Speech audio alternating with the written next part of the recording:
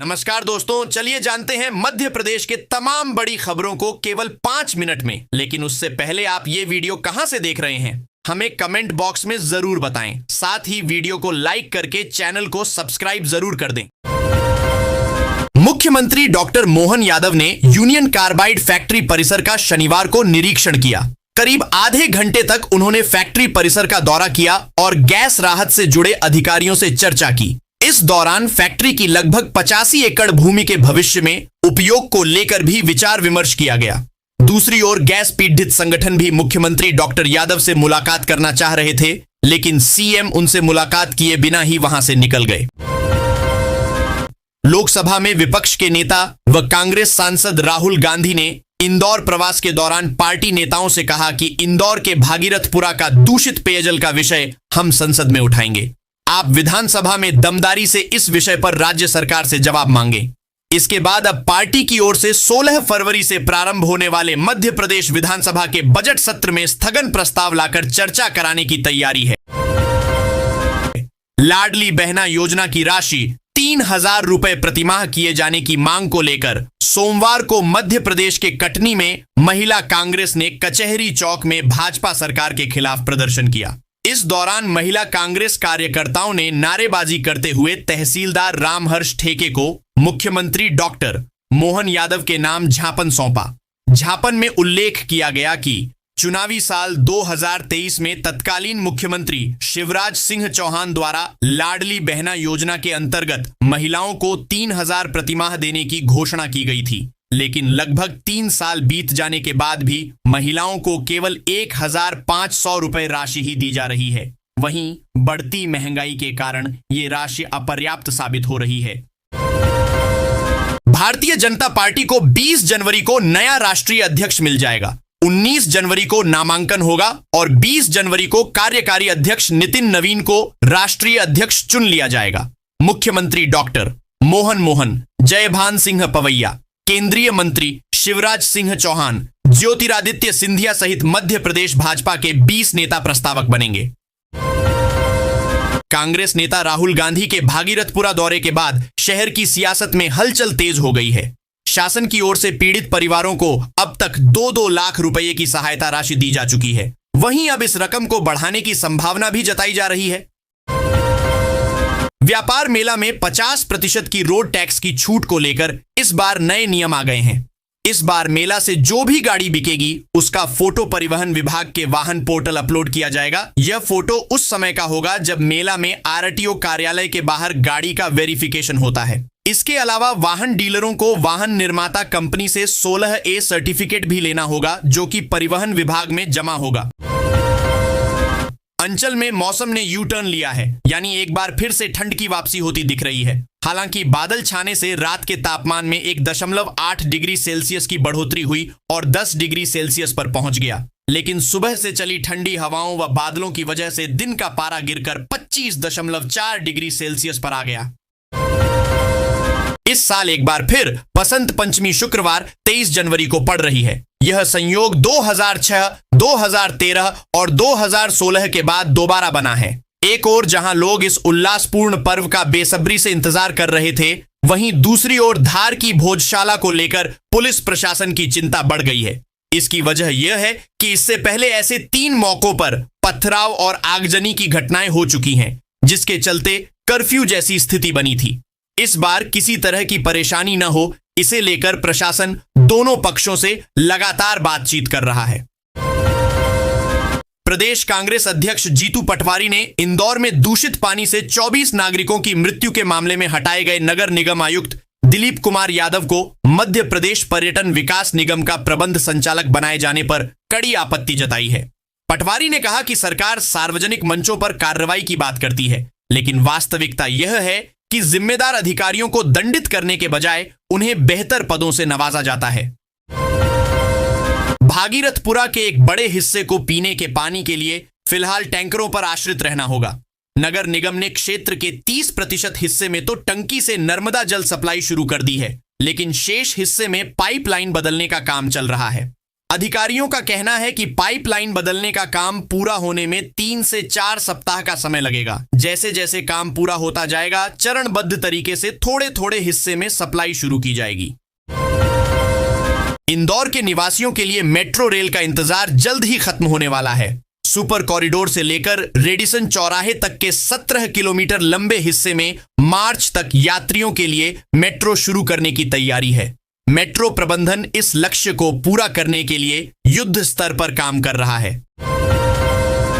दिखावा महंगी और बड़ी खरीदारी को भले ही धनाढ्य वर्ग के लोग शौक के रूप में प्रस्तुत करें, लेकिन यह उन्हें भारी पड़ सकता है।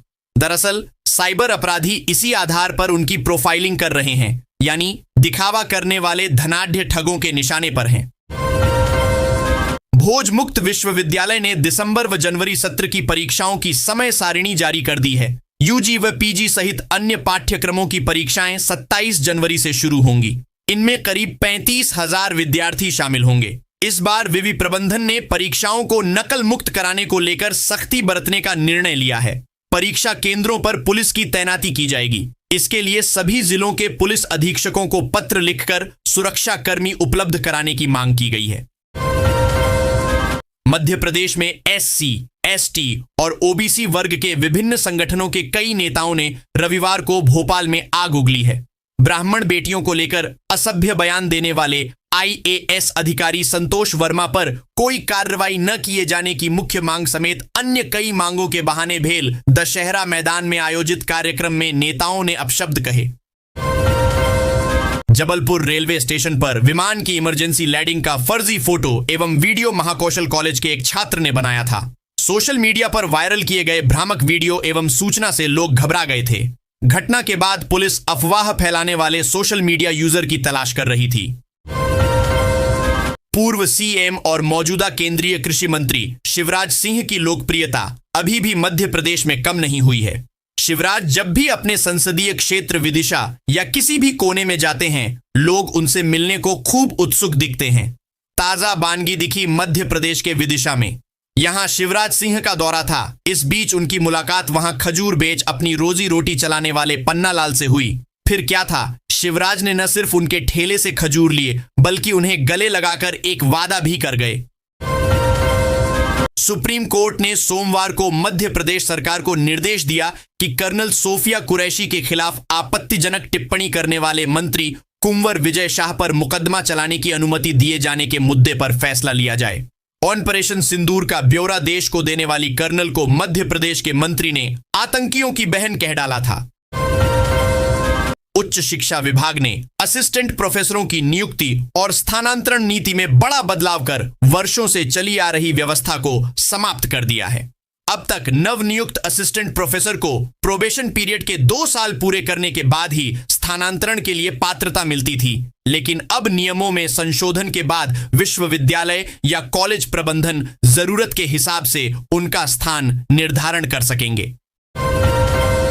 मेट्रोपॉलिटन रीजन की संकरी सड़कें भी अब 4 लेन की होंगी। पब्लिक ट्रांसपोर्ट नेटवर्क के लिए पॉलिसी में इसे शामिल किया गया है। सड़कों की चौड़ाई न्यूनतम 12 मीटर रखी गई है। निर्माण एजेंसियों को बीडीए और टीएनसीपी के माध्यम से इसके लिए सूचित कर दिया गया है। अब इसी आधार पर प्लानिंग तय होगी। सरकार ने रविवार को 26 आईएएस अफसरों के तबादला आदेश के साथ ज्यादातर का पावर बढ़ाया है। यूनियन कार्बाइड FAIR ट्री में शनिवार दोपहर को सीएम डॉक्टर मोहन यादव के साथ घूमने वाले आईएएस स्वतंत्र कुमार सिंह को गैस राहत विभाग के संचालक पद से सीधे मछुआ कल्याण तथा मत्स्य विभाग का सचिव बना दिया, जबकि सहकारी विपणन संघ के प्रबंध संचालक एवं सीएम के प्रभारी सचिव आलोक कुमार सिंह का सीएमओ में सचिव का पूरा जिटमा दे दिया। यही नहीं, खनिज विभाग का प्रशासनिक मुखिया भी बनाया। अब वे सीएमओ से खनिज विभाग चलाएंगे।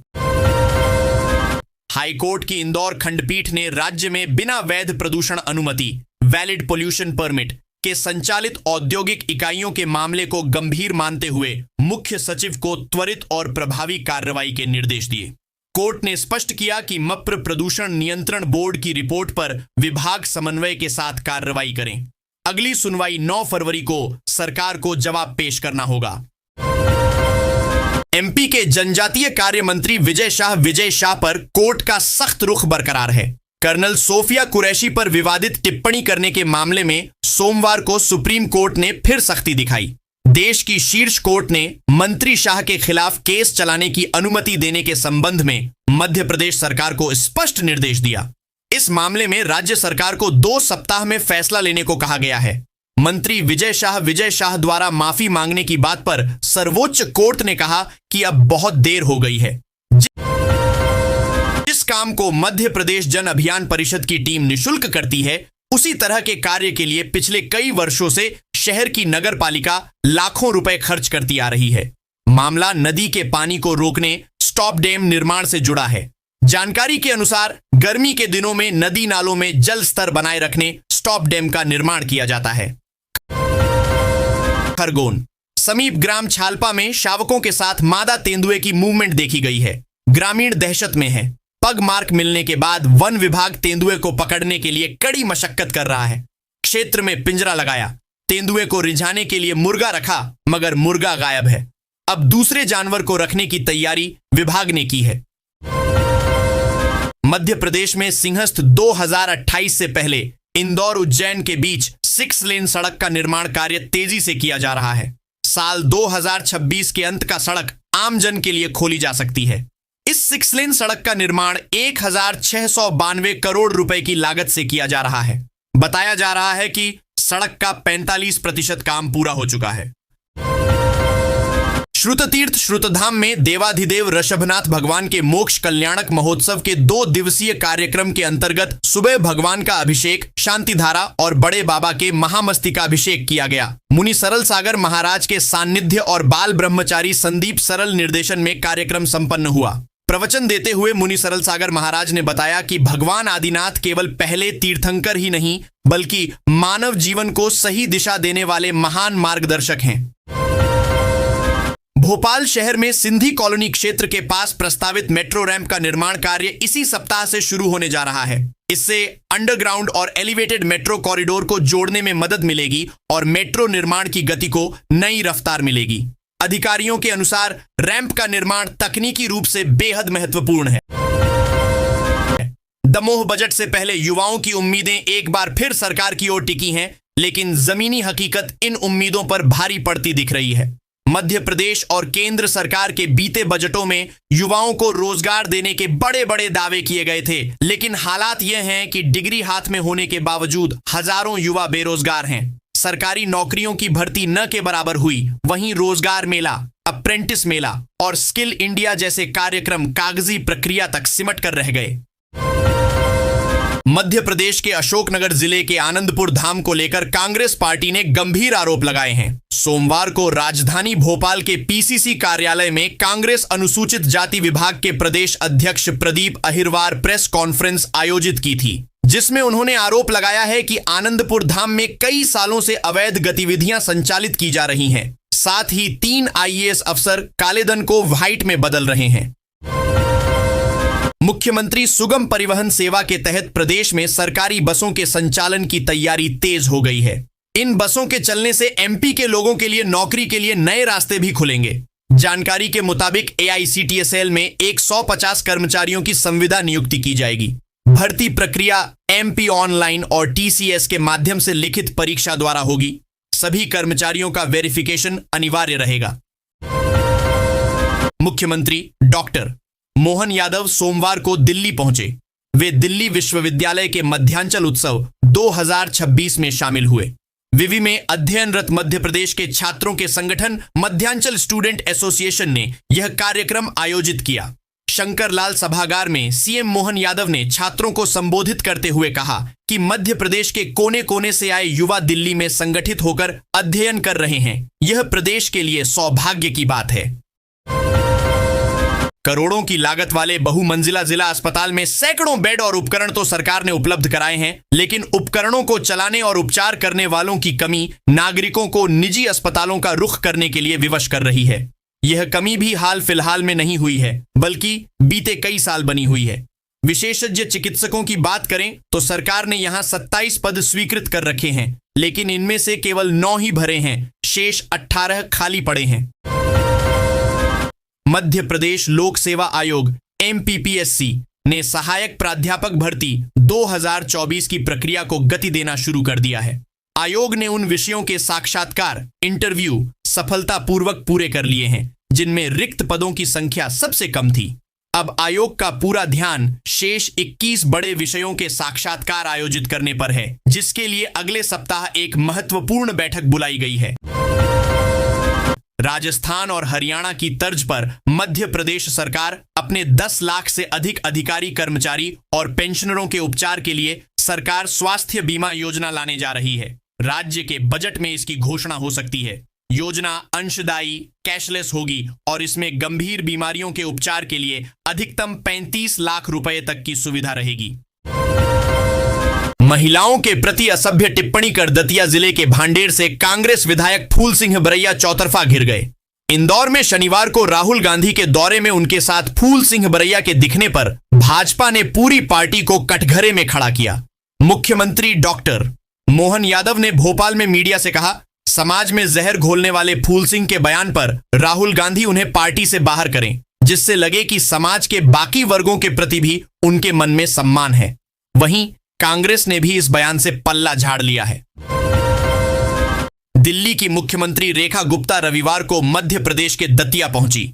यहां उन्होंने सबसे पहले देश के प्रसिद्ध पीतांबरा पीठ मंदिर पहुंचकर मां बगलामुखी के दर्शन किए, साथ ही पूजा अर्चना कर माता का आशीर्वाद लिया।